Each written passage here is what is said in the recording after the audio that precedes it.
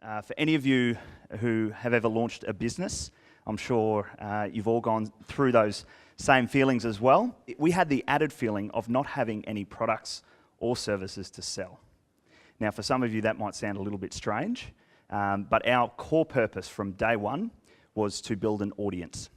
And our goal was to build an audience that loved what we did so much in terms of the content we produced, that at some stage, whenever we felt the time was right, we would have an audience that we could sell to. And the reason we wanted to go another way was marketing today is harder than ever.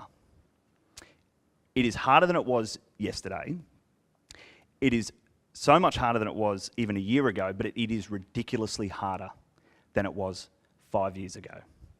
And I believe there's two reasons why. Reason number two is that social media came along and collided our personal and professional lives. But I'm pretty sure that would be how most of your Facebook news feeds and social media news feeds would go. It would be personal, professional, personal, professional. And what that means is you're not competing against other companies who sell the same stuff. You're competing for attention against everything and everyone. In this microcosm of social media and digital marketing, you are competing against people's photos of their cats, the photos of the garlic prawns they had for lunch down at the pub. That's what you're competing against for attention these days as a business. So you don't have to be better at marketing than your competitors. You have to be more interesting to me than my own family and friends. And the way you do that, I believe, is focus on delivering content that people want first and worry about the products and services that they really need later. Is your content tilt. So find a niche, a channel or a format where there is little to no competition.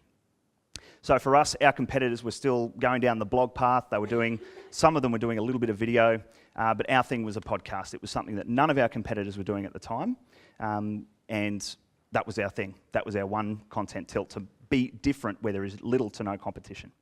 So if you're getting a lot of traffic to your website, that's one thing, but the goal is to really turn those readers and those people into subscribers, and that means email addresses.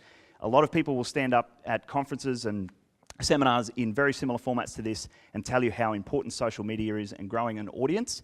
But what will happen if you've grown your audience, let's say, to 20,000 people on Facebook and Facebook shuts down tomorrow? What are you going to do? Think of your business as an octopus. Once you have got that person down that one channel, whether it's a podcast or it's a blog or it's video, is now how many other channels can we wrap around them, whether it is a blog or a video or in-person events like this. At the end of the day, likes and comments and shares and that sort of thing are fantastic, but your bank accounts don't accept likes, shares and comments.